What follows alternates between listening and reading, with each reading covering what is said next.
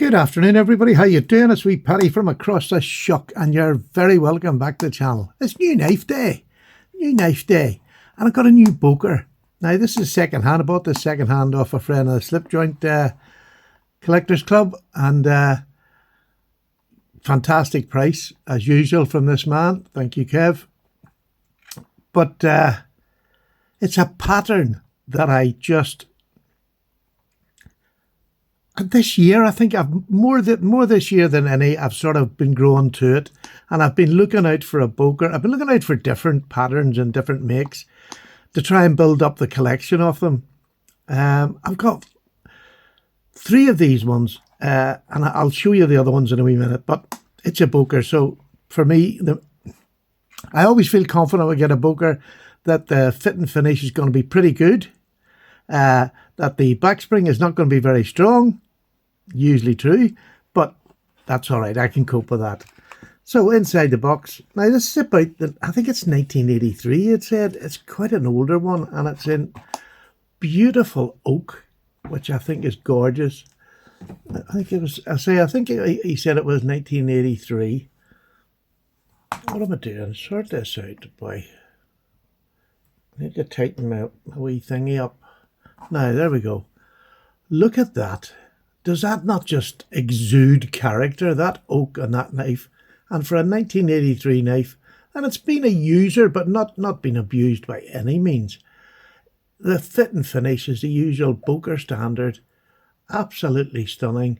And the copperhead is just a fabulous pattern, because for me, one of the things that annoys me with twin-bladed knives, and it's a big pet peeve that I can't really get over. So you got this main blade, which is a clip. It's not a resounding thud, but the nice thing about it is this bit here. This bit here allows me to get my finger in there so that if it was to slip, I'm absolutely safe. And the thing that makes that possible is that it hasn't got a bolster with the back of the secondary blade that sticks out in a point, and when I hold on to it, it feels very uncomfortable. This feels incredibly comfortable. As you can see, it makes this a flat line, so when I put my finger around it, there's nothing annoying me. So if I do have to use it for a prolonged length of time, I'm quite happy with it. I'm quite happy with it. Now, this does not give what the steel is, but I mean, usually with Boker and stainless, it would have been 440C. I don't expect there's any other reason not to think it is, but we'll try it out anyway. I think it's stainless, all right. But yeah, there's a nice edge on it.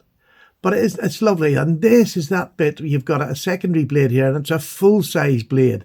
And it gives you no resistance, no poking, no stabbing. It gives you an incredibly comfortable, just gorgeous grip. I like that clip. It's a bit more upturned than a Boker normally would be, isn't it? Let me just double check that. But it does look a bit more. There's a little Boker here. Let me just try this. This is just. Is it? There does seem to be a bit of a dip here. I actually quite like the dip. I do actually quite like the dip. So there you go. There you go. I didn't notice that until we started the video. But yes, very, very pleased with it. I love the silver shield rather than this new black one, which I think cheapens the knives. I really wish we would go back to the silver. And you have the Boker and Solingen in there. Just beautiful. Pinwork is beautiful. Everything about it. But honestly, oak, when oak is good, oak is good. To me, this is just, traditional. That's what when you bring it out, it's like a traditional knife. And I really quite like this little new, whether it's a new thing they had for a while back then, but there's a little bit of a hollow there, and it makes the clip more attractive. Sometimes the Boker clips can be a bit dour to me, and I don't mean that in a bad way. The clips themselves are fine, but they don't do a swedge or anything. So having that little dip gives it a bit more character, gives it a bit more look that I like. And the long pull is lovely there. Just a nice knife.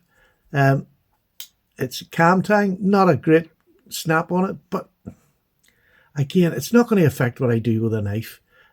Yes, I like a stronger snap, but it really isn't anything that I'm going to worry about. And again, the secondary blade, Kev's got a nice edge on it. and it's that Skinner drop point, whichever you want to call it. This is more for your squirrels and rabbits sort of thing, if you'd like to use it for that. I just think it is a lovely blade. And I mean, this definitely hasn't been abused. Kev's looked after this, which he normally does with his knives, I have to say. It's not the first time I bought off Kevin. But just look at that, fit and finish, right up the hey diddle diddle. Absolutely chuffed to have it in my collection. Really, really chuffed. And I will be getting more of these in the future. Now, I'm a weird collector. I tend not to go for the same company. So I'll be looking for other ones out there, you know, old American ones, other European ones. Very hard. I don't think I've ever seen a UK version of this knife, but I'll maybe just check that out. Some of the boys will know I've not had one myself, but I just think it is a beautiful, and the handle itself, look how beautiful. It is really ergonomic looking. Just open this up. You can see that handle. It's just beautiful, and the little swell here makes it, and it's a good wooden, you know, good depth in the handles, good thickness, and it really is just so comfortable. Really, really, I'm chuffed to this, I have to say. I'm chuffed with it, and for, you know, the price I got it, more than happy. More than happy that it's in my collection, and it's improved my Boker collection. I've got a few Bokers, so it's nice to get up there. What I've got, it's about, I think I have about 9 or something Bokers, and this one is now, I would say it's very much near the star of the show. Well, the club knife was going to beat it. Yeah, there might be others. Never mind. But it's beautiful. It's really beautiful. So where did it start for me with the copperhead? And it's this one. This is where it started years ago. This is the Marbles copperhead. Exactly the same. Now, these are about 3 3/4. These, most copperheads when they come, maybe slightly over 3 3/4. But this is a Rough Rider version of it.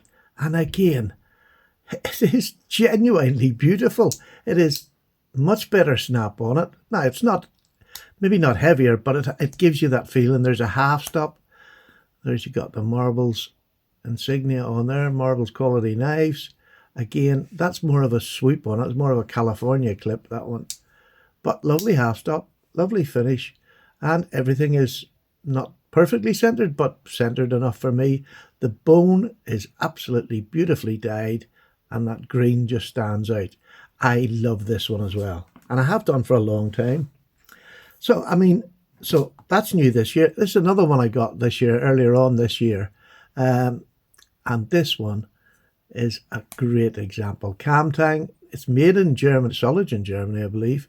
But this is J.A. Henkel. And again, this is an older one. You can see that kind of a dip that really makes it a clip. I didn't even notice it on this one, and I've had this one for half a year plus probably. But beautifully dyed bone. Look at the jigging on that. Beautifully dyed. Really lovely work. Gorgeous knife. So you have that clip, and you have the Skinner. A nice Skinner, isn't it? Isn't that just lovely? Really is. I mean, the Skinner's basically just a drop point with a bit of a belly. That's what people tend to call it. But it is a lovely knife. Little drop point. Plenty of belly, great little knife. Kamtang again, nearly up the middle, just perfectly done, made in Solingen, Germany. And again, just, I love this, the two wee men on the stick men on the Henkel knives. So that's another beauty. But this year I got another, this is not a copperhead, but it's a copper lock. And I got this as a gift. I already had one, which I've now gifted away. But I got this one as a gift from Zen Ali. And was it Zen? I think it was Zen. Oh gosh, I'm so bad. Why do I just get, I'm sure it was. Absolutely sure it was. I've not recently talked, I've talked about it on the chat and the podcast recently. I adore this. This is about just over 3.5, literally just over 3.5, about a 16th or something over 3.5. But it is stunning. I love the jig bone that Case done on this. To me, this is one of Case's highlight knives. I just think it's beautiful. And the clip on it, look at that. And you see what I mean? That's a deeper hollow. I think it makes a clip point look perfect. A big swedge on it. It just looks superb. The full long pull on it along the length of the blade. Just stunning. And it's a lockback. And I do like a lockback. I have a little drawer full of knives and lockbacks, and I just adore them. Such a simple little tool. Again, this is just for light EDC. It's not for heavy duty use. But again, when I want to get all 4 fingers, I can creep up here so comfortably. And I would be up here because that's the way I like to cut. I don't need to. I can do down here. I can get about 3.5 fingers on it. If I don't go up on the ricasso there and the bolster. But it is lovely. Much straighter. It doesn't have that larger swell that the Boker has. I love that big swell that the Boker has. You can see them. Let's put them together. This is more of a straight. Oh, it's a lock back. That means there's a lock. So you can see on this one, it's got a much bigger swell up here, a bit higher up. But the shape, everything about the copperlock and the copperhead, I love the shape. This is supposed to resemble a snake, a copperhead snake. I've not really had much business with them over here, so I could see where a hooded head and a snake goes together, but that's about it. I visually, I keep saying I'm going to have to look at a picture of a copperhead, which I'll maybe do today now. But this is another beautiful pattern in that copperhead copperlock series. But this is an absolute star. I can't tell you how much I do love this, and the oak just sets it off beautifully. I mean, I've had some really wonderful oak recently. Let me just show you some of the oak that I've had recently. Where is my oak? And oh, here's 2 lovely bits of oak. There's a lovely bit of oak, which I think is gorgeous. And here is a lighter bit of oak, which is somewhere in between. So you've got 3 different colours of oak there. And they really set a penknife off, don't they? They really give it some pop. Love it. Loving the oak. So I think that's been a real nice, quitting towards the end of the year. This is a really nice piece to go in my collection. I know people talk about money for knives. I mean, I got the second hand. It's, you know, it's an 80s knife.